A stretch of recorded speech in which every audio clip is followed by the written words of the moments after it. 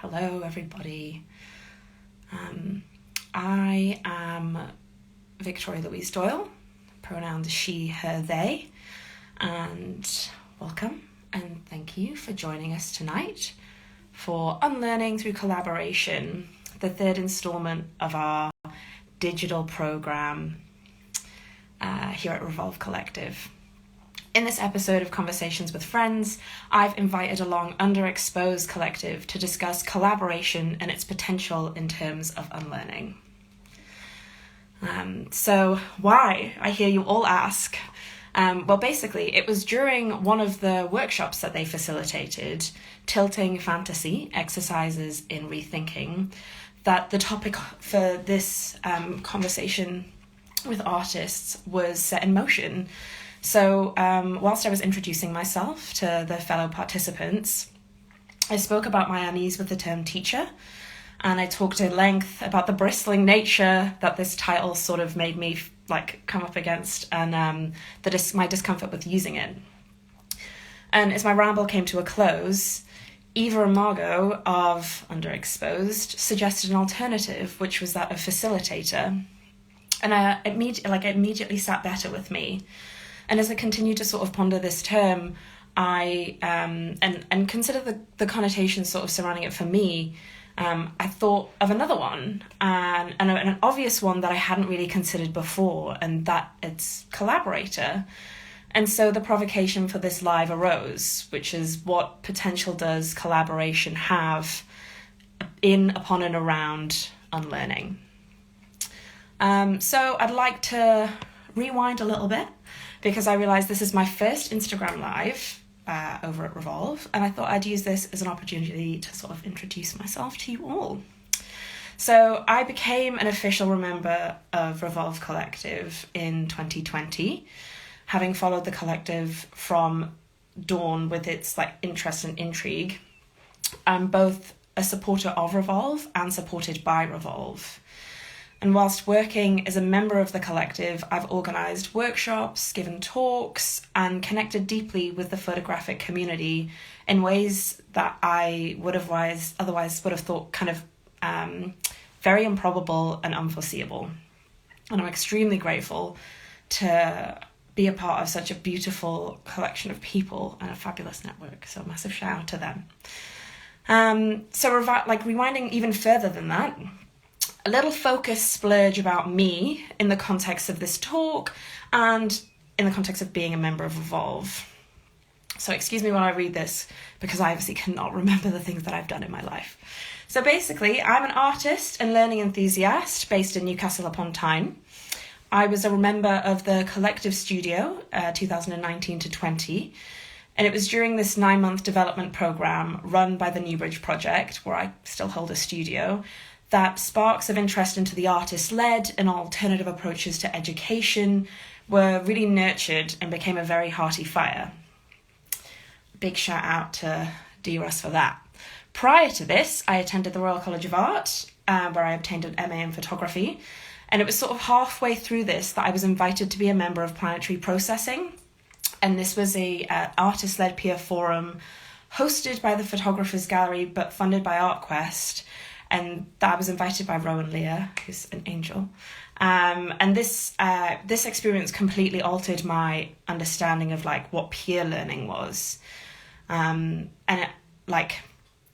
I moved through the MA post this, I realised that the MA at the RCA was very much founded in paragogy rather than pedagogy. And this kind of formed a pillar to help me approach how I interact with learning, with others and myself. So around the same time as I became a member of Revolve Collective, I secured my was-then/still is dream job working at Sunderland Uni as an academic tutor, and subsequently landed another long sought-after job working as a casual mail sorter at the Royal Mail. I worked time to time as a freelance photographer, art fair, temp staff, reader and numerist, the list goes on. I consider myself to be a creative collaborator/facilitator, but let's see if that's still the case after this conversation. So that's enough about me. While I invite UnderExposed to join the talk, I wanted to just talk a little bit about my guests. Bear with me while I invite them. So, UnderExposed are based in Brighton, in England, since 2018. And they're an art platform that believe in global collective action. They're interested in mutual learning processes and facilitating spaces for sharing.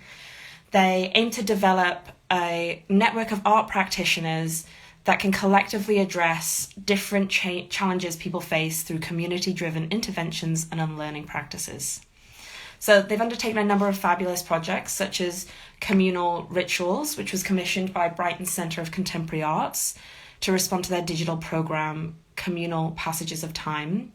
And they translated what was originally going to be a 5-hour interactive performative workshop to a COVID-friendly series of live streams and research walls. And I highly recommend checking those out on their website and Instagram account. I found UnderExposed Collective to be incredibly open and accessible within the projects that they undertake, and the presentation of their work lends itself to be an invitation, an extension of a hand, a gesture of accompaniment. And alongside this feeling of welcome I've received from UnderExposed as a platform, I feel like their thinking aligns with mine at moments.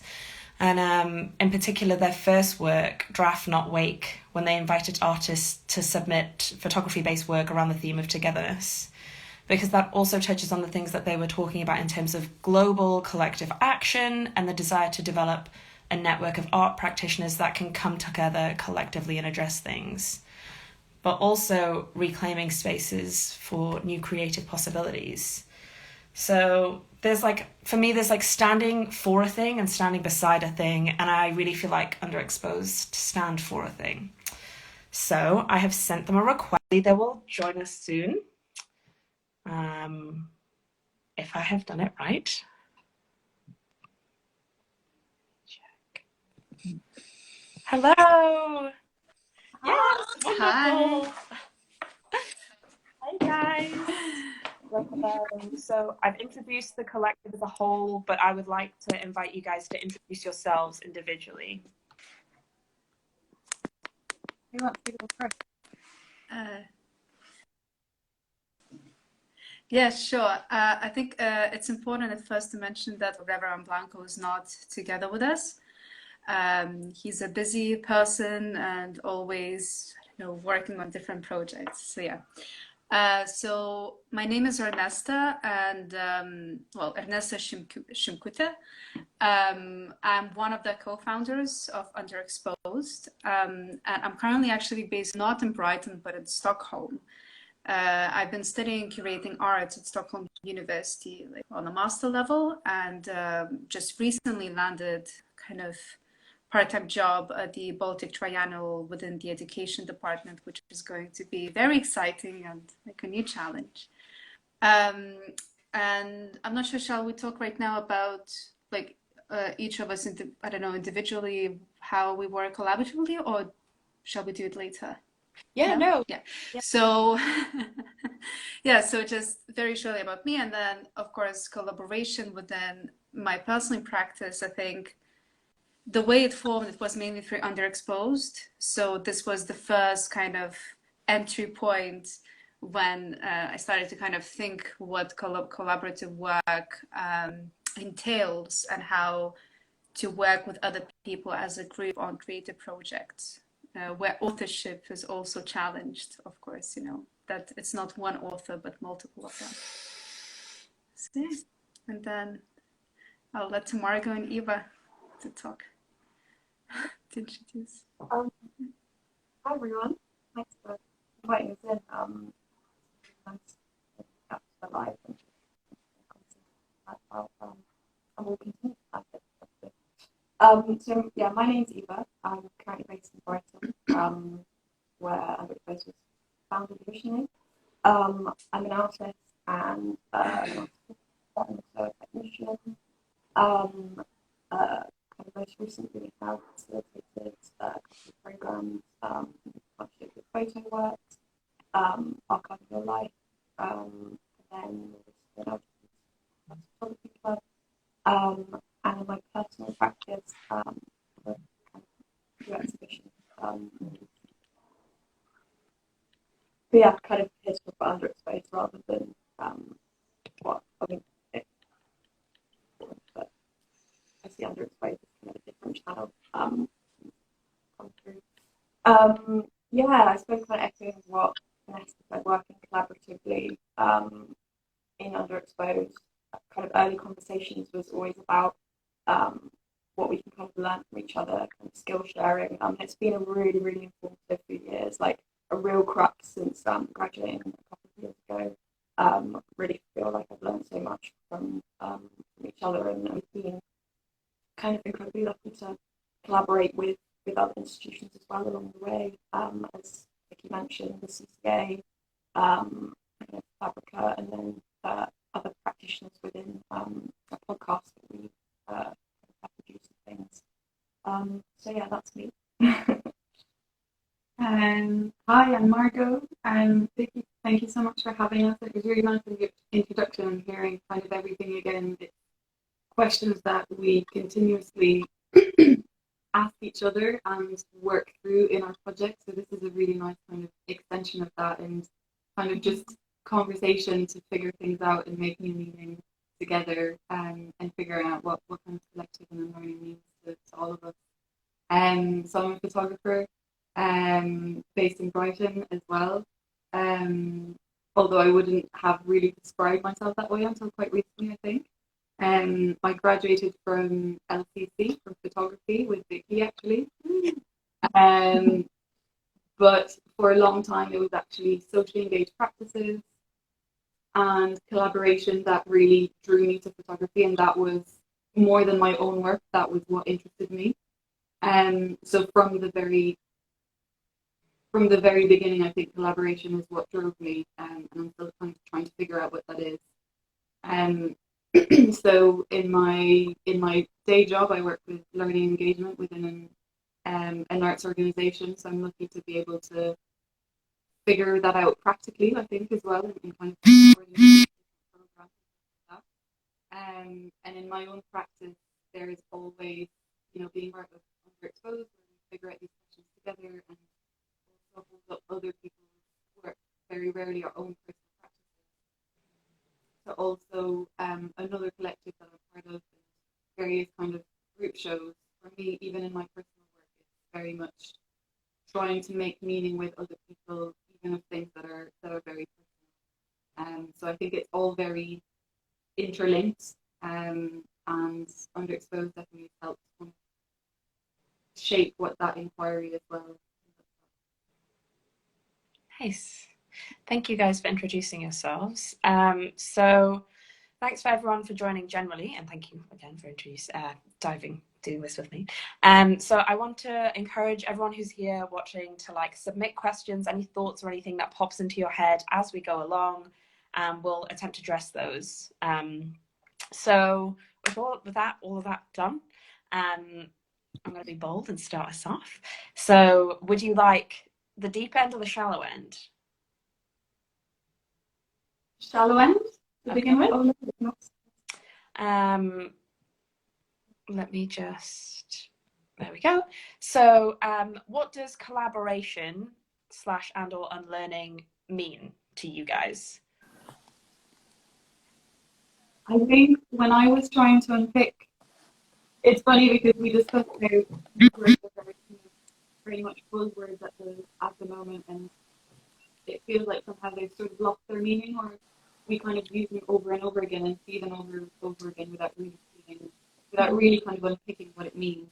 And it's just sort of assumed that everybody knows what they mean, and I have a feeling lots of people don't know what it means. So I think in terms of my own personal definition, specifically with unlearning, I think it's very much about behaviors that are instilled in us. So it's thinking back to even generations and generations of different behaviors that are passed down to us, literally through DNA and through our bodies, and these kind of reactions that we kind of are passed down to us, and then more kind of tangibly community, for lack of a better word. I don't want to throw that word around, but the people that we, grew up around, whether it's neighbors or teachers or family, kind of the things that we take for granted. I think that could really be anything and everything. And so unlearning is, if anything, just becoming aware of those. I think, yeah, it's making, instead of sort of just following them along and not really realizing, it's bringing those into the forefront and questioning them. And maybe those are things that we do want to keep and that we're still interested in kind of pursuing, but becoming aware of those behaviors. And I thought as well about the idea of unlearning. The idea kind of suggests kind of taking apart, but actually I really think that we can't really wipe the slate clean. It's very much about kind of layering new kind of learned behavior, and I think there's a role of collaboration within that and making meaning with others, with people who have different experiences, in order to kind of become aware again of what you're made up of, essentially. I think in a way, unlearning is synonymous with awareness, and awareness is facilitated, can be facilitated through togetherness, through collaborative kind of being, group kind of situation. Yeah, I really interested in awareness, and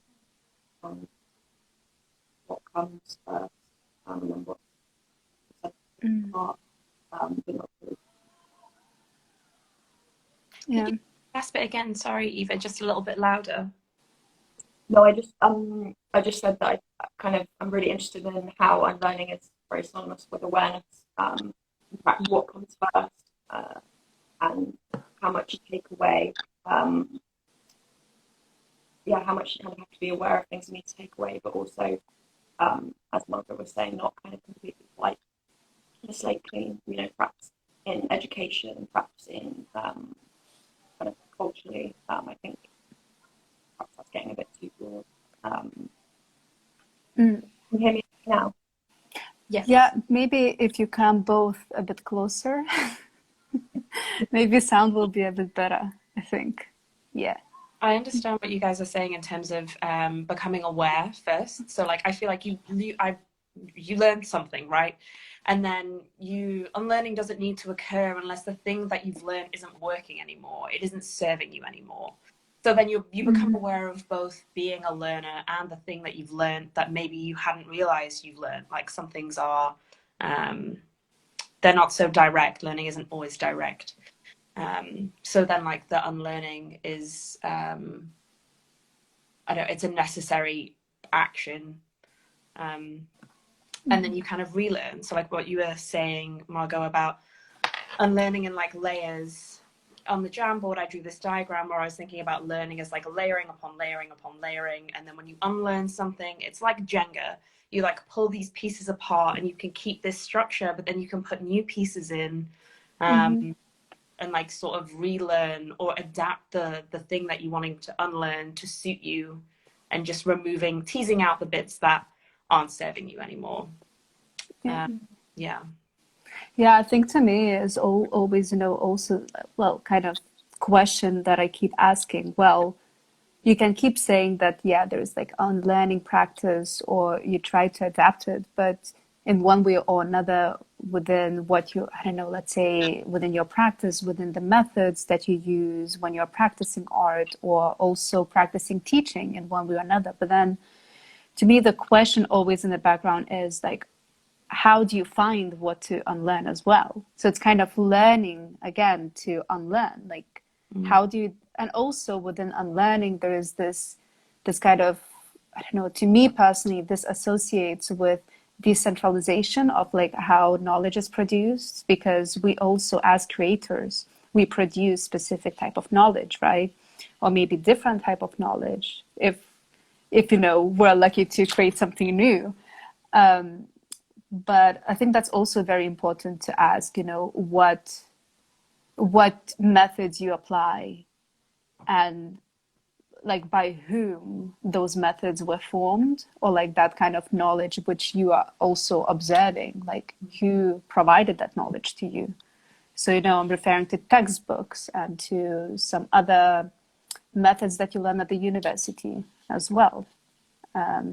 Yeah, to me, that's quite crucial to answer very often. Yeah, I think like one of the things you said about unlearning in your practice, I've done a lot of unlearning in my practice because I sort of settled upon a way of making work that I thought, oh, I've cracked the code. But then I was churning out things that were the same over and over again, and challenging yourself to step out of that comfort zone and like a language that I already very much knew.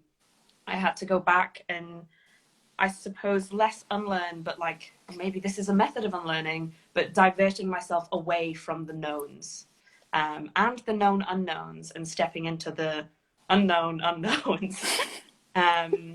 Yeah. I think a key thing as well is in all of this is, I think part of the reason we're so adamant to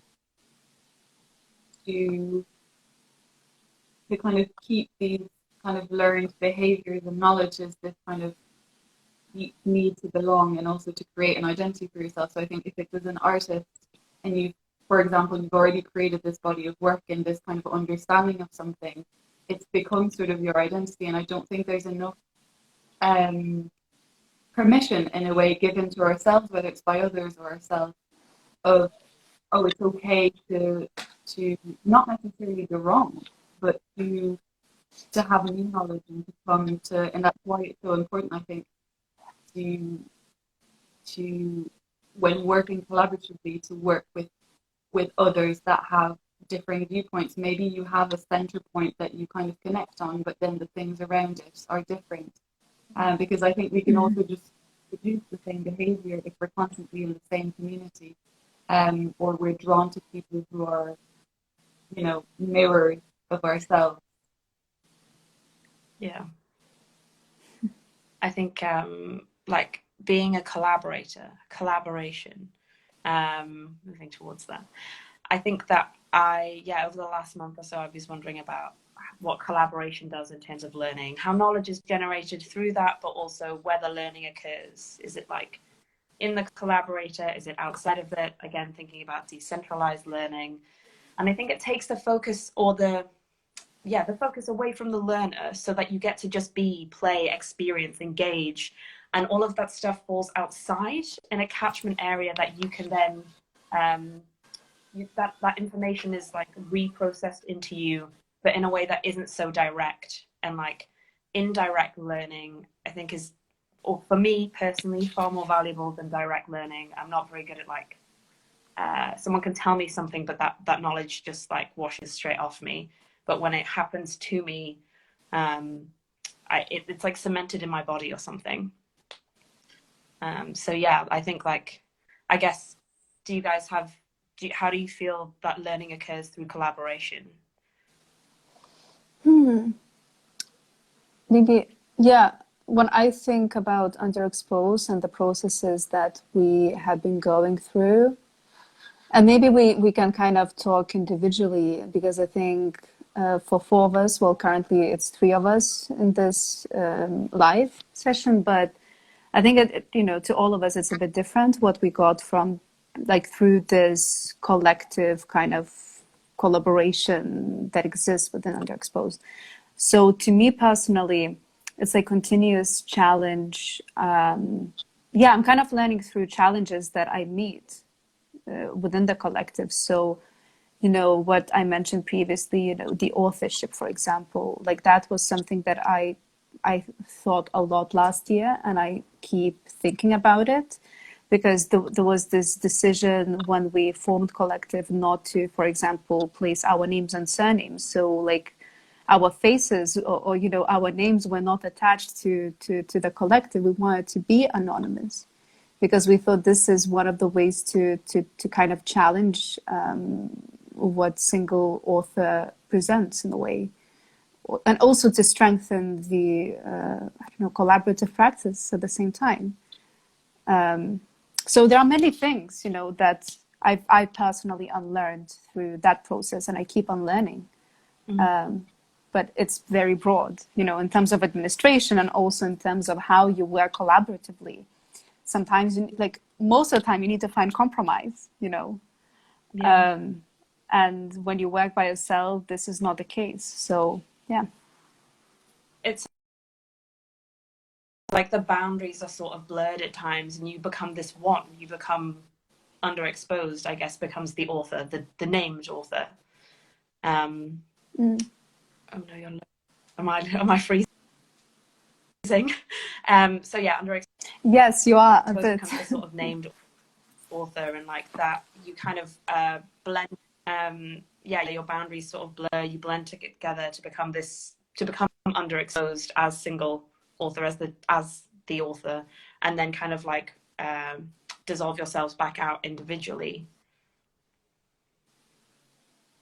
I think something to also with the idea of not becoming participants, not participants, we've talked about it a bit before, but the difference between collaborators and participants. And I think we're very much collaborators, or I would hope so, in that the outcome and the process is led by all of us. So it's not, you know, we're working on a participatory project at the moment that we've been commissioned for, but what we do internally, if you like, is very much a collaboration. And I think it's really important not to interchange those, because they're, in my eye, are quite different. And you see a lot, you know, within socially engaged practice, again, another kind of buzz term that we can unpick. But yeah, I think it can sometimes participation can be interchanged with collaboration, and it's that kind of focus on everybody is part of every step, rather than an idea being conceived or what you're going to learn being conceived by a cue at the beginning and then getting kind of external input, and then you're making something at the end from that, which is totally valid. But I think sometimes the kind of definitions are a little bit misguided in how they're used. We were just talking about that this morning in kind of reference to this new commission. What is it kind of trying to achieve through the participation of others, and how can we kind of honour that participation beyond, you know, the very like practical parameters or, you know, end point of when the final output is, you know, closed or finished. I mean, it sounds abstract now, because I think we're going to try about it a bit more later, that particular thing. But and I was just thinking a bit about what Ernesto was saying before, in terms of like underexposed kind of collaboration, and kind of thinking back to the conversations we had as part of the collective club when we instigated conversations with different photographic collectives that were selected to be part of the Photo Fringe Collective Club last October. Kind of within that, can you hear me? Yeah. Within these kind of like conversations, it was very much about it very much just felt like kind of presenting a space for these different collectives to reflect on their kind of like collaborative stance, and how they operate. And like within that, I mean, it's like throwing like the mic to them, but I don't know, there was just like a really nice like sense of like flow with it, and we were like presented as a collective for this, you know, photographic like festival, but it was more about the kind of like the backbones or like the mechanics of them, perhaps before the actual photographic, you know, like the visualization of something. Yeah. How did you find working in that way? So it always feels very meta. Like we could have a conversation about how we've set up this conversation, and like sometimes things get lost in that. But like that, I had a look at that project. We started the live, And even in the layout, like the way that you present things, I feel like that, I mentioned this before, like it's very open. It feels like an invitation to participate. I think with so with that photo fringe, I think it's interesting. We were essentially trying to find out as a collective, how the heck do other collectives do it? And we know they're all different, and they all have different purposes. But just really interested in how, you know, we could all have the same name, but actually all have very different reasons as to why we're together. Mm-hmm. I think we knew we wanted to do something with the photo fringe, as part of the photo fringe, but it was never our intention. Like I mentioned before, we don't show our own work. So it was very much trying to, somebody called it a critical inquiry, which I think is really, we've kind of held on to, into what does it mean to be a collective, and really great collectives that we talked to, including Young Collective, and in very kind of, and Drake Collective, who I think we're all doing having a conversation with. Yeah. So it was literally just, I would call that very much participation in a way, and of sitting down together and having a chat very informally about what it means to be collective, how do you operate, how do you become collective. And I think something that I learned, really unlearned through the process, which is quite nice, is that I think we put this pressure on ourselves to create content constantly of the things that we do and the things that we hear, and it has to be in some way, it has to be tangible. There has to be some form of physical outcome that you can share with others. And with that, I mean, we did have an outcome, but the conversations weren't recorded in any way. We sat down and talked to the collective, and at the end, we would talk amongst ourselves. So some of them, it was me and Eva that held them. We would chat amongst ourselves, and those, if you go onto our website, it's under the Photo Fringe project, under archive, and we made these pages of kind of words that we remembered and things that interested us. So I think, I don't know if that answers your question, but that was kind of how we went about it, and that was one thing I found useful for myself to kind of distance myself from this idea. And I think, and to be honest, I see this project as a continuation of our previous, I think it was like the artist residency at Anka Barge, and during that residency, it was very short term in the first place. It was like 2 weeks, I think, time. So we took that as a space to learn about ourselves as a collective, but we also invited, I think that was the first interaction with Revolve, with you guys, when we actually had a conversation, you know, how you function as a collective. And also we had other conversations with collectives from outside the UK. So to learn how, like, whether they have any kind of sustainable way of working and functioning and producing, let's say, curatorial projects, but also artworks in places where maybe funding is even more scarce than in the UK.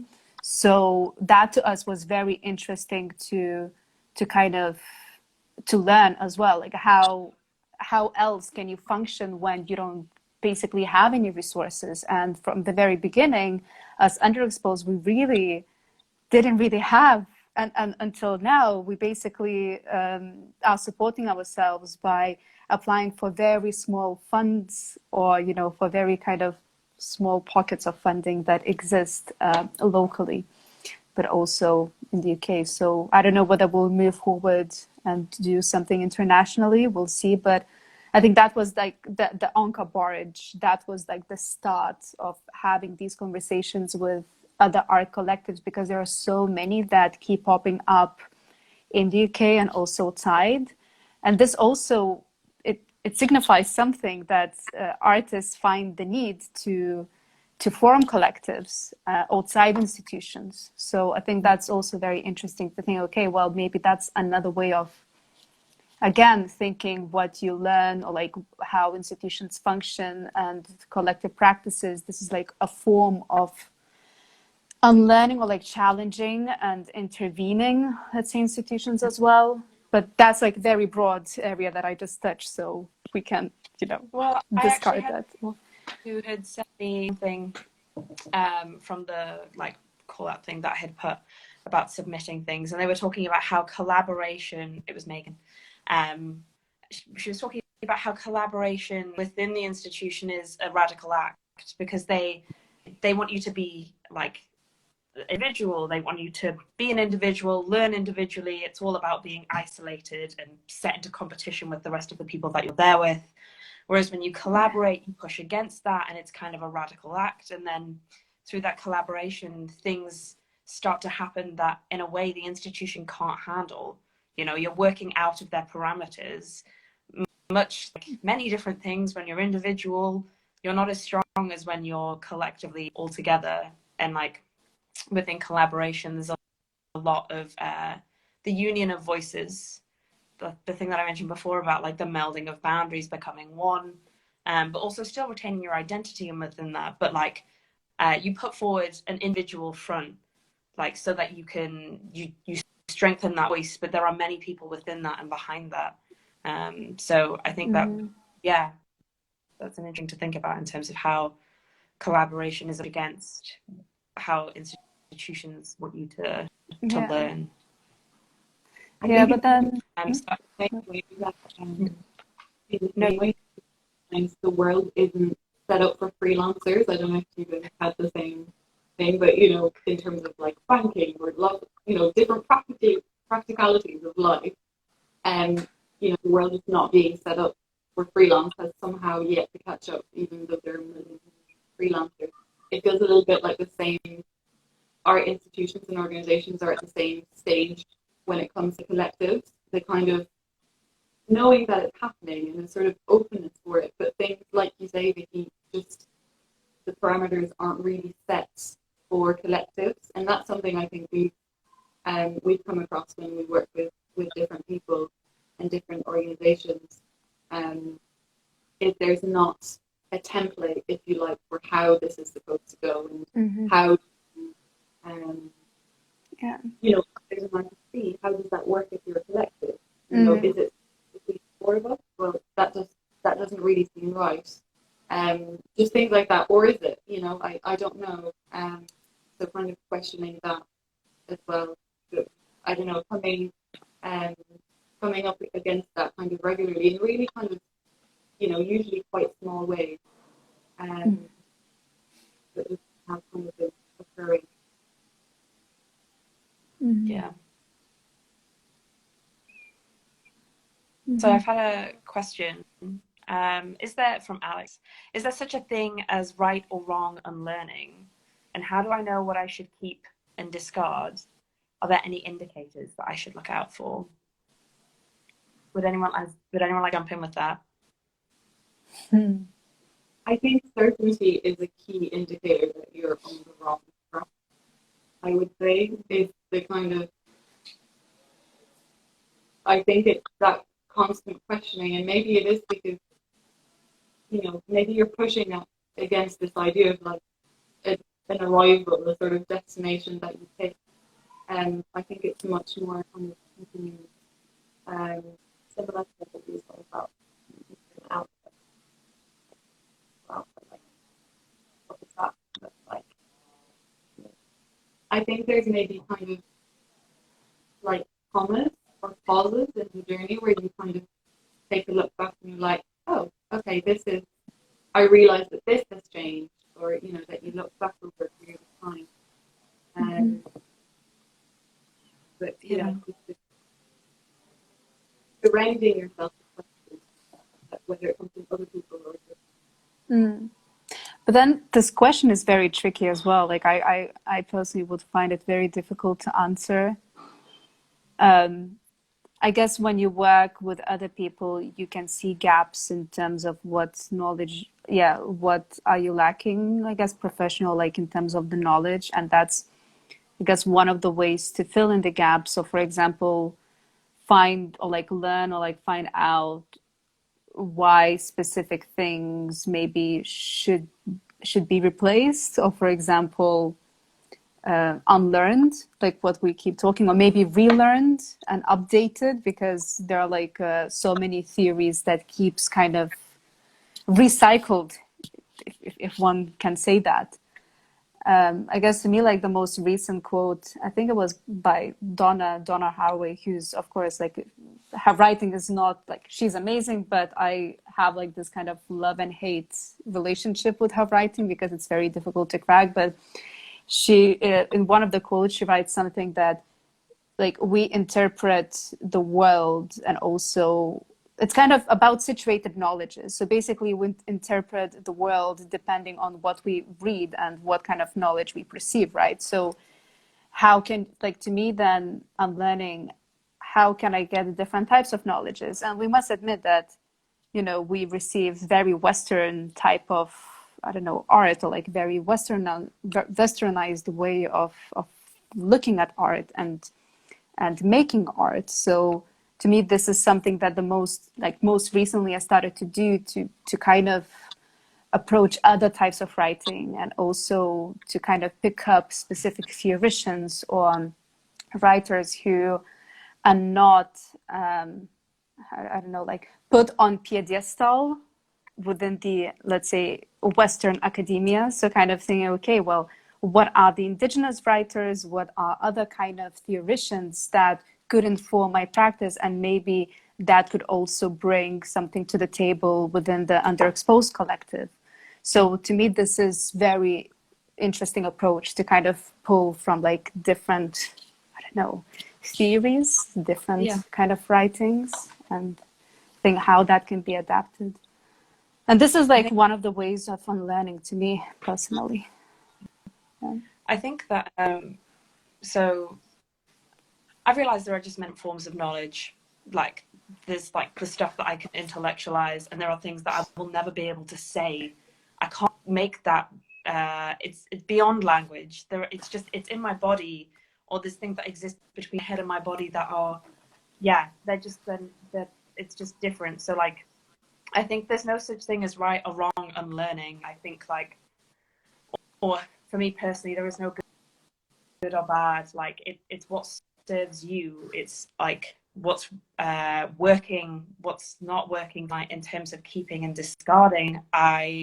Sometimes I just discard it all, because like dismantling and reforming doesn't work. Like there's no point. I just like, but then doing that is really difficult. And I find like after like starting this general conversation, I thought a lot about how therapy is a way of unlearning things, and like how that actually occurs through basically setting like a sound mirror up, so you hear the things that you've been saying to yourself, because you never really hear them unless somebody else says them back to you. And in terms of indicators, yeah. No, sorry, I was just going to say, in terms of like the idea of the sound mirror, I think in a way, and maybe it goes back to work, I think it's something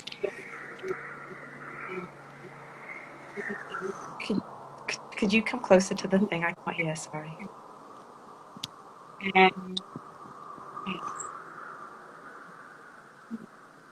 Yes, that we just don't make or take enough space to think about our behaviors or what we think, or trying to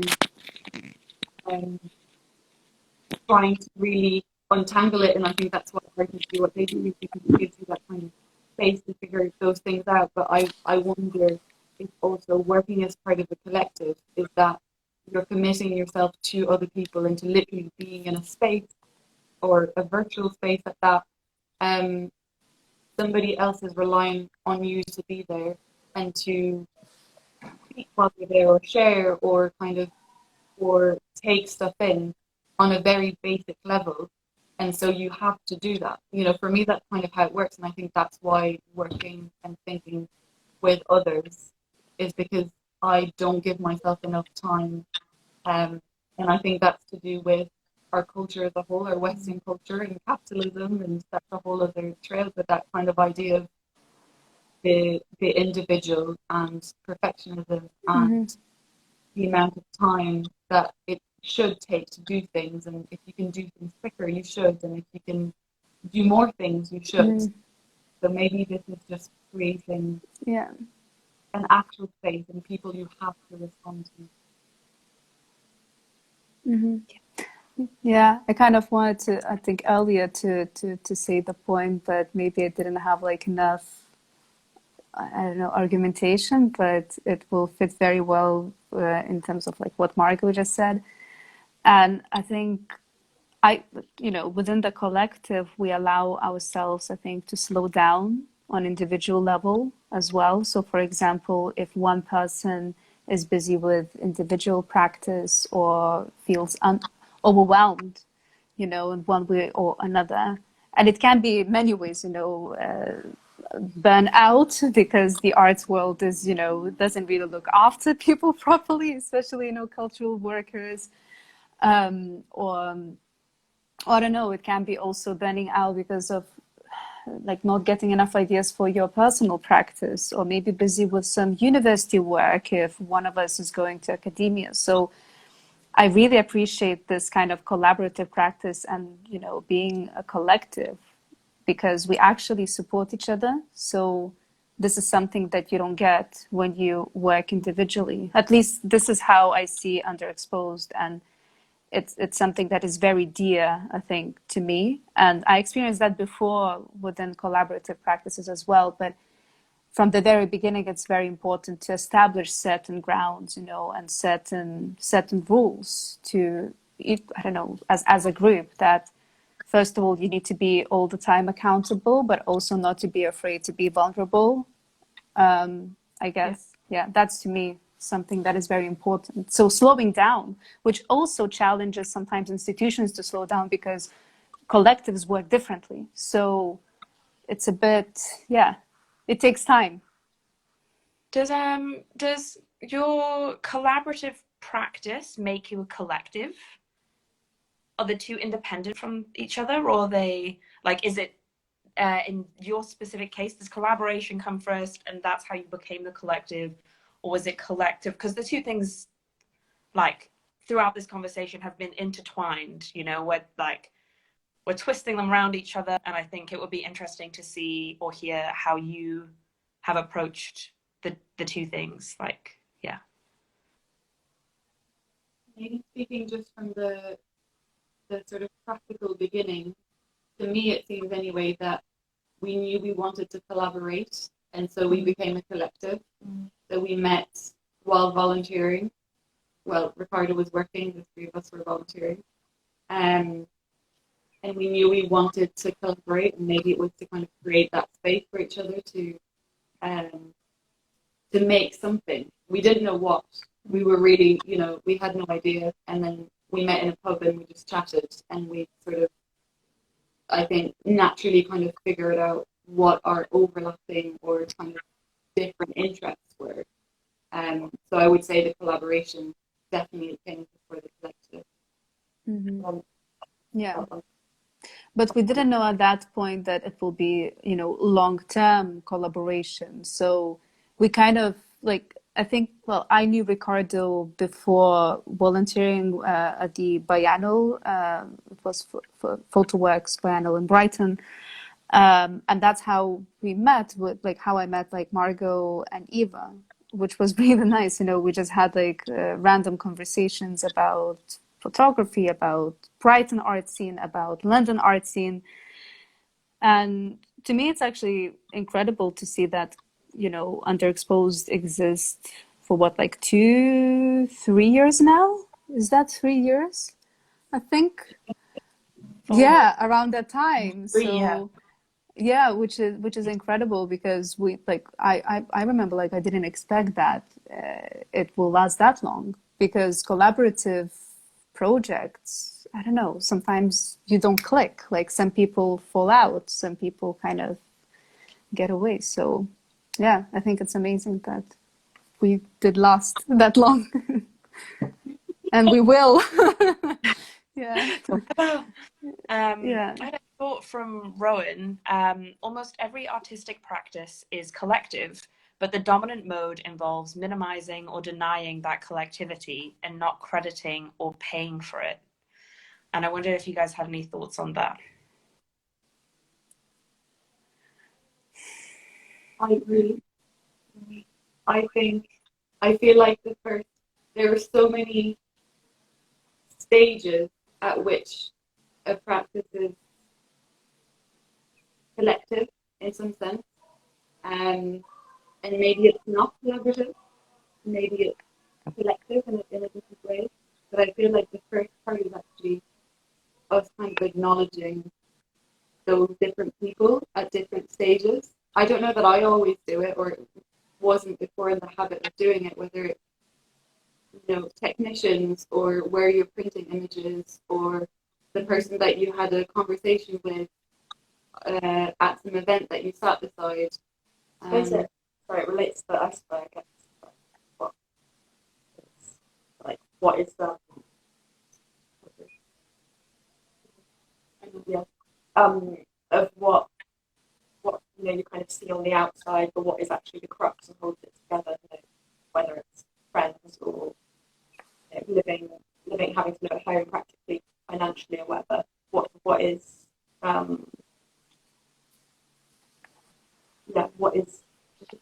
visible, what is not visible. And I wonder, well, who do we? I mean, maybe that's the question back. I think of who do you, where do you, I don't want to say draw a line, but who do you include and how do you do that in a really practical sense? If you have an exhibition, do you kind of credit the people that you chatted to at different stages? Is it the technician? Is it your friend who knows nothing about art but maybe made a comment or impression, and kind of how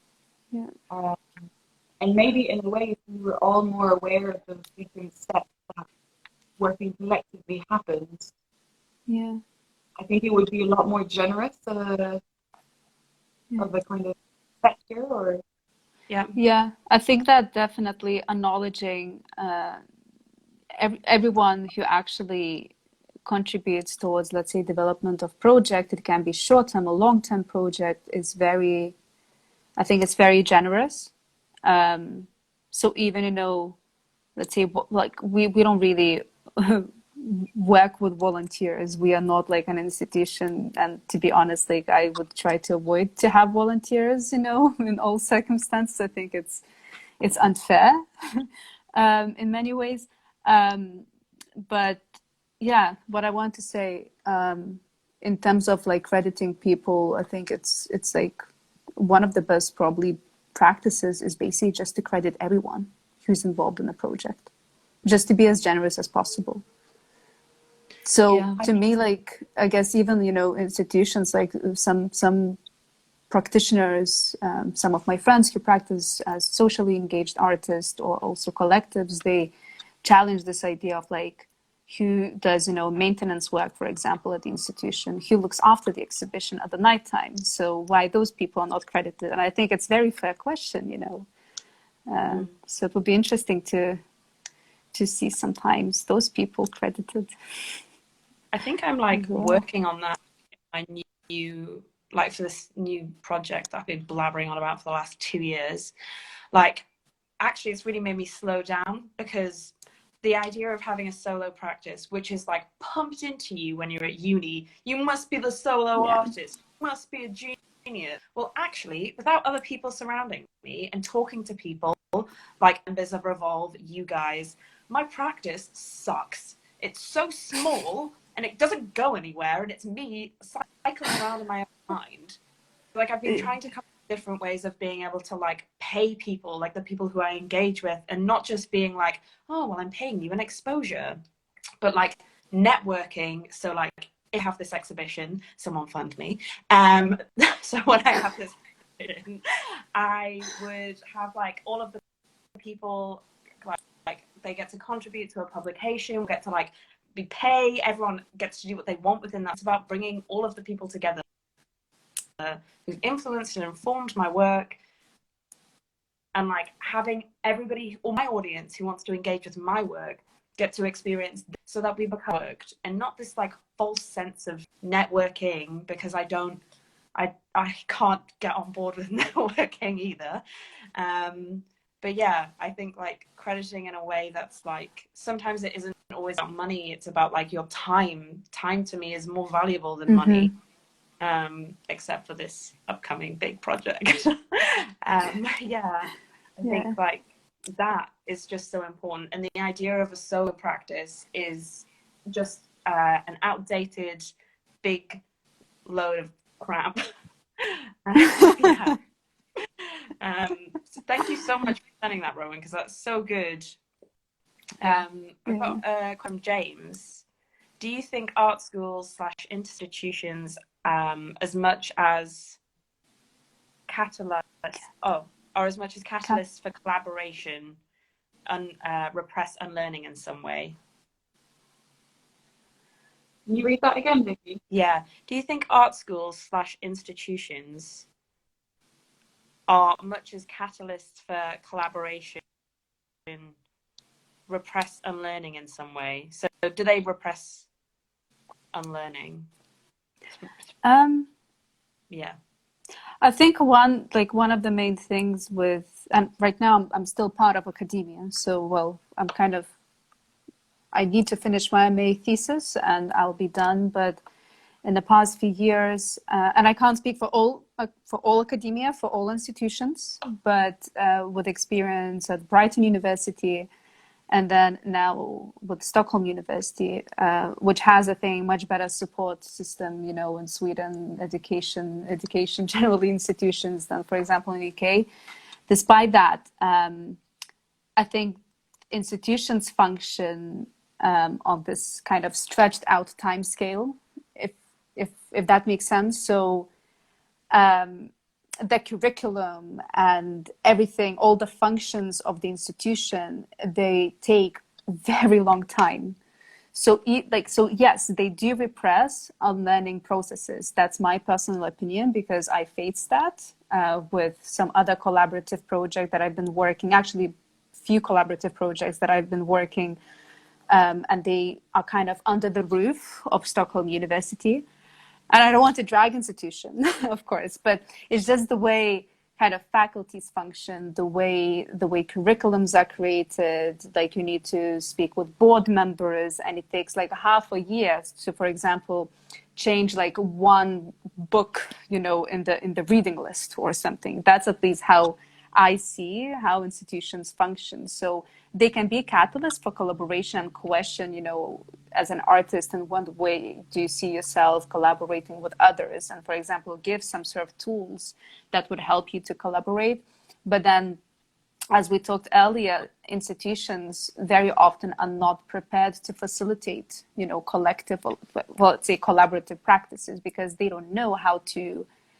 They don't have either enough resources to pay everyone who are part of the collective, or they don't have, for example, they don't provide enough time for collective to actually, let's say, work. So it takes a lot of time to negotiate within, let's say, 3 or 4 people in the group to make decisions. So institutions very often don't really provide that time. And the same applies to the universities and the art schools, I think.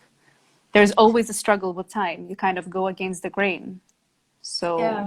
And also if you're working collaboratively within an institution, they like shit themselves because they have no idea how to mark you. So like, oh no, 2 people, what do we do now? Like, who did what work? And like, then it comes back to like quantifiable things that, is that what art's about? Like, yeah. I think what I found is that usually the people that work within those institutions that are social workers, or their lecturers, or their whatever their role is, are often, a lot of them, I would say, just as frustrated with those structured as we would be from the outside. Yeah. And it's really interesting to kind of, to kind of come up against that, because it feels like, I think there's kind of two ways it can go. It can go like, oh, well, crap, I'm part of this system. If you work with an organization, I'm part of this system. And this is just what I have to work with because of funding, because of my colleagues, because of what's normal.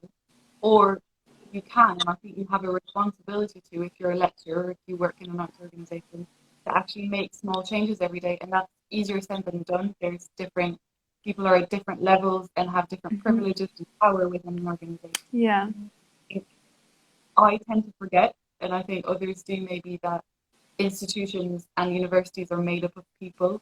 And I think it's if you're kind of working freelance or if you're working as a collective, it's pushing a little bit more because you have because you're lucky to maybe in a way be outside it. You can do a bit more if you're lucky enough to have been commissioned for something. I think there's also this kind of idea of this binary of something is either this or that, but as James said, I think it can be both at the same time. And I think it's a factor of,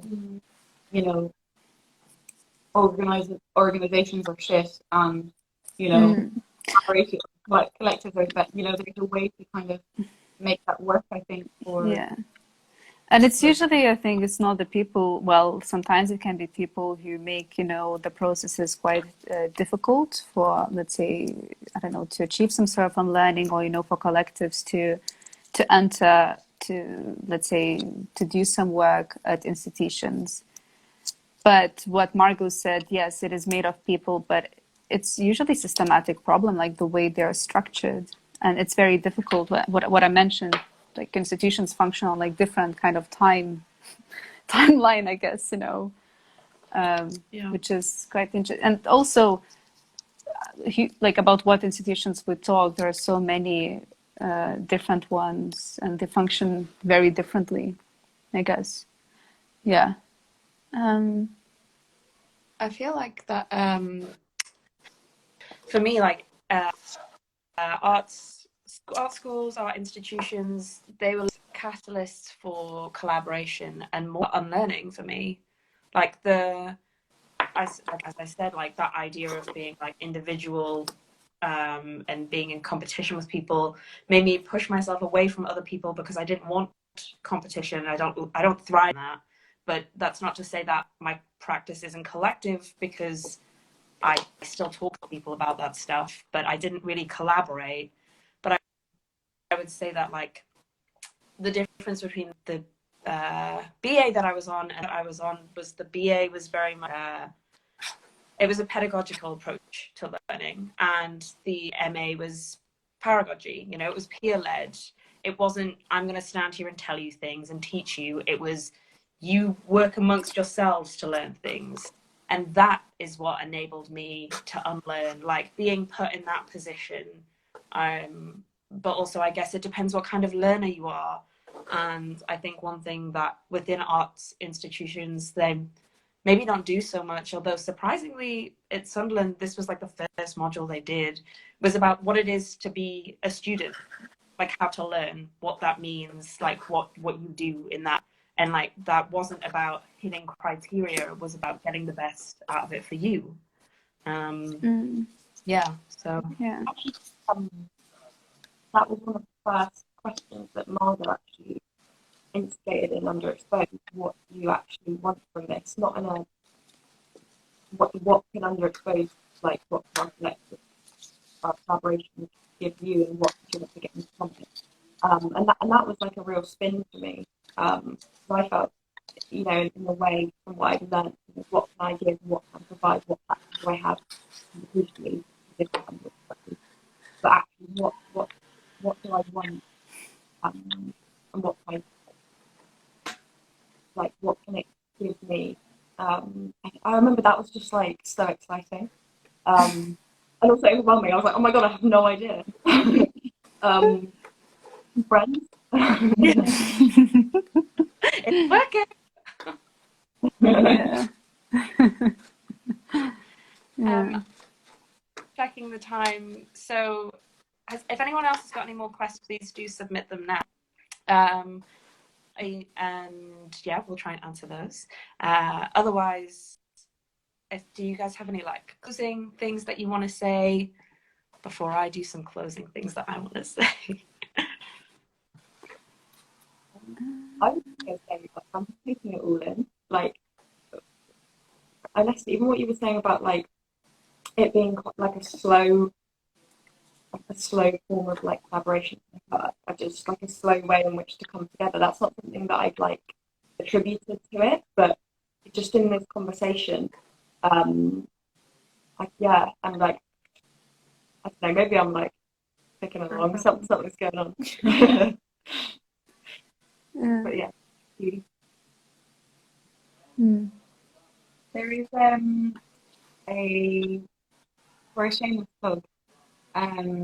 We are working at the moment on a new project, on a new commission with the University of Sussex and PhotoWorks, and kind of questioning what the cultural sector would look like after COVID. I mean, this is a question that we've seen, I think, bumbling around in the last few months. And there's alumni from Sussex that have put forward different questions to the public, including Helen Kamek and Tara Courage from Tate Exchange, in this sort of mass participation to essentially figure out what people want from art organizations, but also from one another, and how we can work together in what we want, looking at this kind of these next few years as a chance to kind of rebuild and take stock and of what we want it to look like, because I think sometimes forget that we're actually part of this. We're not just like sitting on the outside. We kind of get to decide the way we have agency and what it launch the project. And if you head over to our Instagram, you'll see a little bit more about the project, and we're inviting all responses to these questions. We'll be posting one a week for the next 5 weeks. There'll be one up there, and you can respond via Instagram, so in the comment section, or you can write a post of your own, or you can do an image dump of kind of images you've got on your phone, or create new pieces. You can respond via Twitter or Dropbox. We're really welcoming things quite anonymous and as open as you want it to be, so with kind of no affiliation to your name and who you work with. And yeah, I think just inviting to think expansively of what it can mean. And these kind of responses will help to shape an outcome that will be at the Attenborough Centre for Contemporary Arts. And hopefully beyond that, we don't know yet what will happen. We are working on that, but yeah, change will happen. I have faith. Yeah, I probably slightly delusional, but I faith. Like I have faith in this process. You know, like bottom up. You see what people want, like what they actually need, rather than being at the top and being like, "You need this." They have no idea. So yeah, that sounds absolutely wonderful. Thank you for sharing that. And generally, everybody, thank you for joining us. And I can't thank you guys enough. This has been really, really lovely. So the live's going to be uploaded onto Revolve's main stream on IGTV. Saying that, we have created a reader which has got all of the material that we've generated throughout this whole process, and that's going to be on Revolve's bio. You'll be able to find that there. You'll also be able to find it on my bio and UnderExposed's bio. And like we'll keep adding your questions and things to it until the 4th of July, when it'll be sort of like set in stone, closed. But that's not to say this is the end of us talking, because hopefully. So thanks so much again. This has been really, really wonderful. Thank you for facilitating this conversation and having us as well. And I think that we could talk for hours about this topic, so it's probably definitely not the end, to this conversation. So yeah, thank you. Pleasure. Goodbye, everybody. Bye. How do I end this? How do I do this? It's the end.